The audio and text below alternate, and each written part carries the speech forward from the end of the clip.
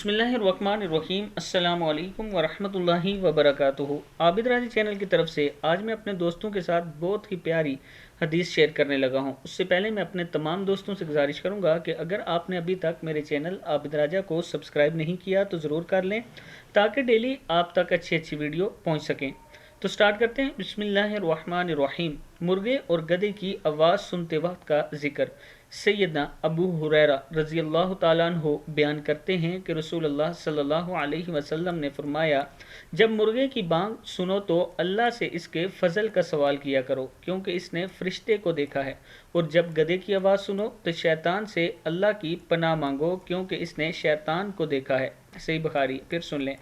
जब मुर्गे की बांग सुनो तो अल्लाह से इसके फजल का सवाल किया करो क्योंकि इसने फरिश्ते को देखा है, और जब गधे की आवाज़ सुनो तो शैतान से अल्लाह की पनाह मांगो क्योंकि इसने शैतान को देखा है। सही बुखारी की 3303 नंबर हदीस है।